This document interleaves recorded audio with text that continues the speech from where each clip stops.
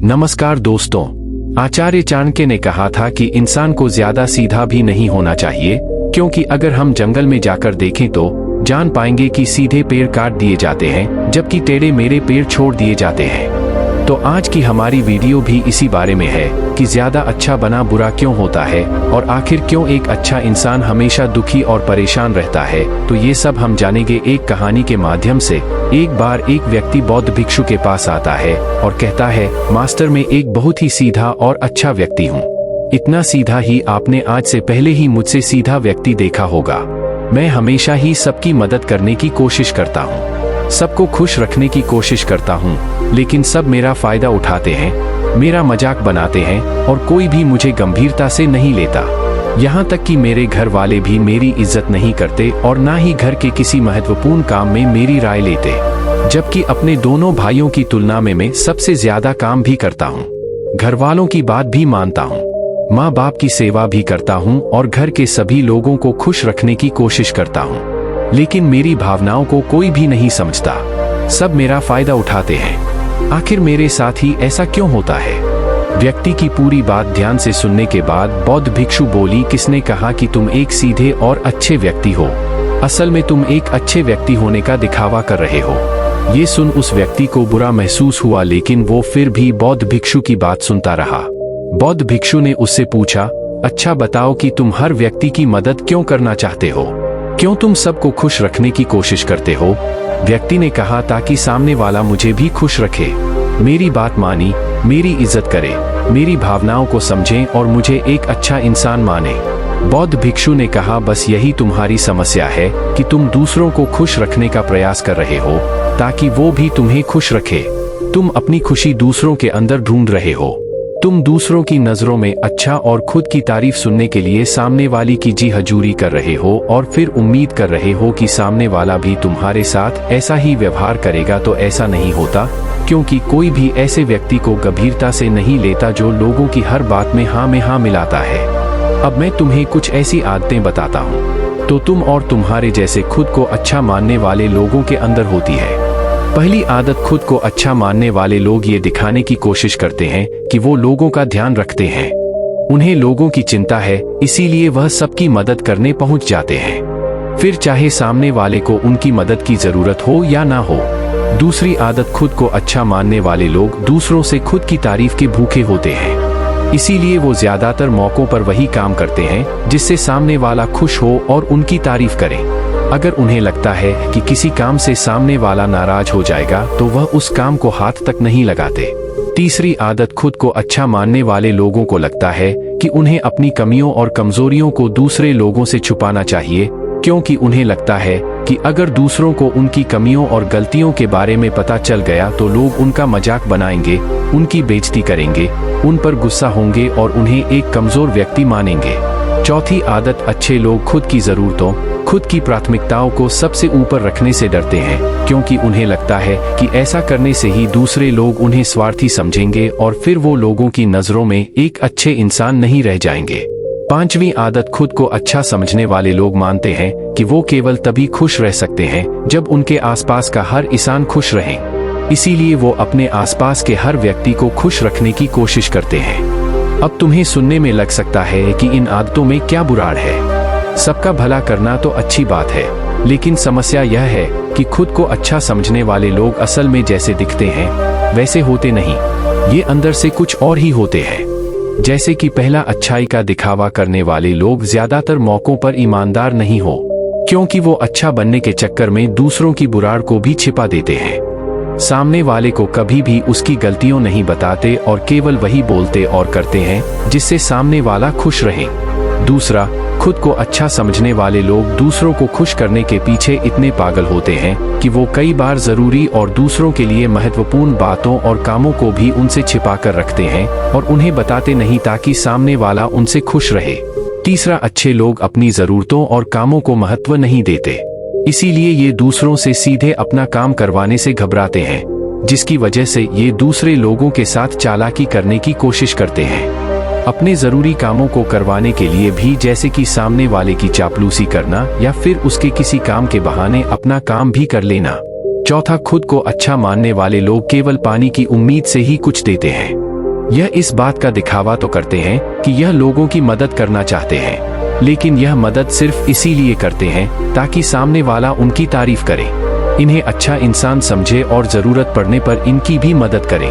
लेकिन अगर इन्हें मदद के बदले मदद नहीं मिलती तो ये गुस्सा हो जाते हैं, सामने वाले से अंदर ही अंदर नफरत करने लगते हैं और उससे बदला लेने का मौका ढूंढने लगते हैं। पांचवा, खुद को अच्छा दिखाने वाले लोग दूसरों को ना नहीं बोल पाते, उन्हें मना नहीं कर पाते और दूसरों के काम करने के चक्कर में ये अपने और अपने परिवार के जरूरी कामों को भी पूरा नहीं कर पाते। छठा, अच्छे लोगों को लगता है ये सभी उन्हें पसंद करें, सभी इनसे प्यार करें, जिससे दूसरे लोगों को इनका दोस्त बनने या इनके साथ संबंध रखने में दिक्कत होती है, क्योंकि यह हर किसी के सबसे पसंदीदा इंसान बनना चाहते हैं। यह सारी बातें सुनने के बाद उस व्यक्ति ने बौद्ध भिक्षु से कहा, तो आपके कहने का मतलब है कि हम एक अच्छे इंसान न बने बल्कि एक बुरे इंसान बन जाए और लोगों को फायदा उठाए।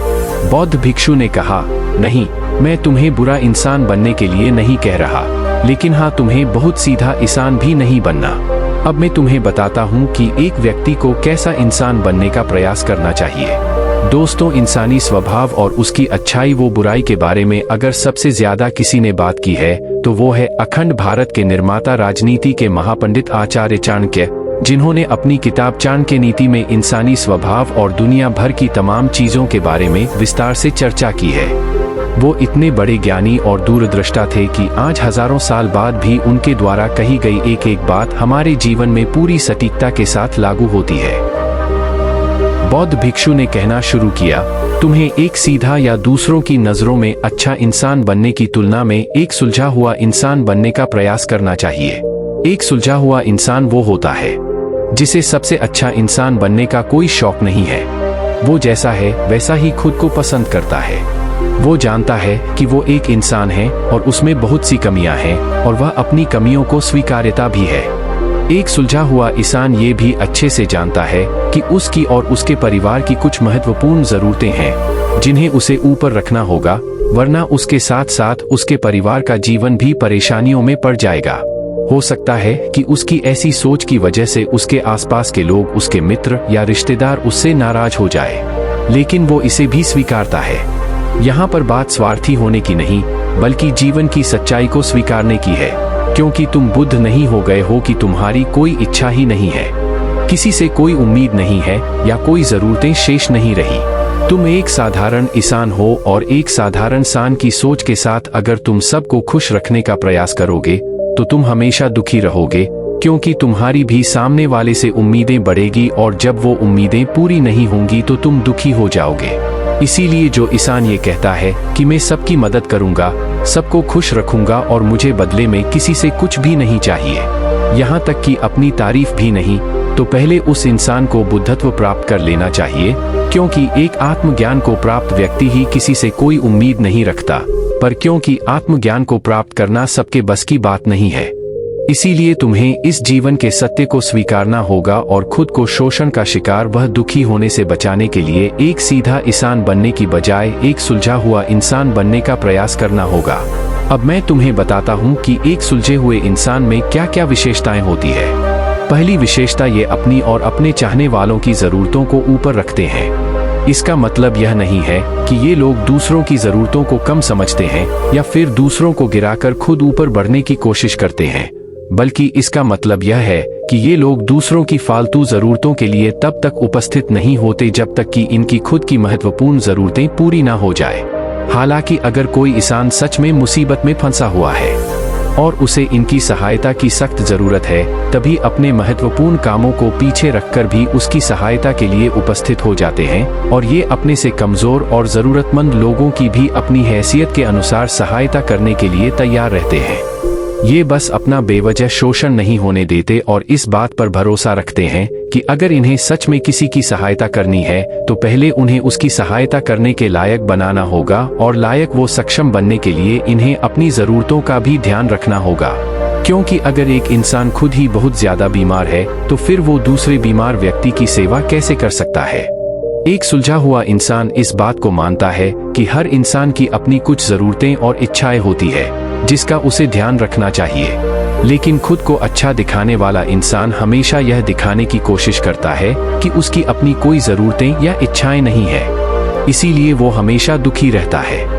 दूसरी विशेषता, एक सुलझा हुआ इंसान इस बात को अच्छे से जानता है कि वो अपने आसपास के हर इंसान को कुछ नहीं रख सकता, इसीलिए वो केवल उसी इंसान को खुश रखने का प्रयास करता है जो उसके लिए मायने रखते हैं, जो सच में उससे प्यार करते हैं, उसकी परवाह करते हैं। लेकिन अगर उसकी बहुत कोशिश करने के बाद भी सामने वाला उससे दूरी बनाने का प्रयास करता है, उससे खुश नहीं रहता या फिर उसके साथ सहज महसूस नहीं करता, तो फिर एक सुलझा हुआ इंसान ऐसे व्यक्ति से दूरी बनाने से भी पीछे नहीं हटता, फिर चाहे वो उसका कोई परिवारजन, सगा संबंधी या फिर मित्र क्यों ना हो, क्योंकि वो किसी की जबरदस्ती नहीं कर सकता, सिर्फ उसे खुश रखने या सामने वाले की नजरों में अच्छा इंसान बनने के लिए।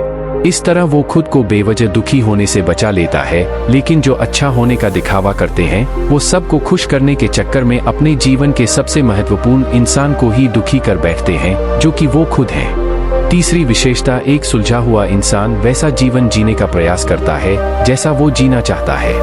वो सिर्फ किसी दूसरे को खुश करने के लिए अपने जीने का तरीका नहीं बदलता।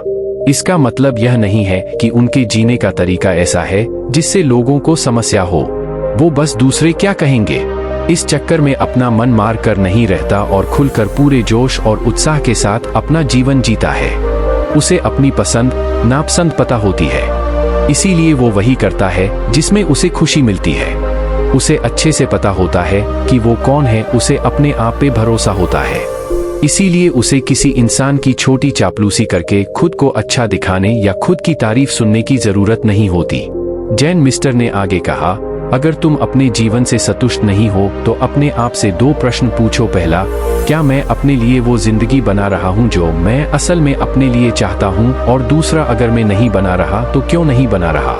जब तुम इन दोनों सवालों के बारे में गहराई से विचार करोगे, तब तुम जान पाओगे कि तुम अपनी मनचाही जिंदगी सिर्फ इसलिए नहीं बना पा रहे हो क्योंकि तुम दूसरों के सामने अच्छा बनने का प्रयास कर रहे हो, जिसकी वजह से तुम अपनी इच्छाओं और जरूरतों को प्राथमिकता नहीं देते हो और दूसरों को ही खुश करने में लगे रहते हो। इसीलिए अगर तुम एक खुशहाल और मनचाही जिंदगी जीना चाहते हो तो एक सुलझा हुआ इंसान बनने का प्रयास करो, ना कि सीधा इंसान। इतना कहकर बौद्ध भिक्षु मौन हो गए। व्यक्ति को भी अब समझ आ चुका था कि उसे एक सुलझा हुआ इंसान बनना है, ना कि सीधा। उसने इतनी अमूल्य जानकारी के लिए बौद्ध भिक्षु का धन्यवाद किया और वहां से चला गया। दोस्तों, उम्मीद करता हूं कि आपको इस कहानी से बहुत कुछ सीखने को मिला होगा। नमो बुद्धाय।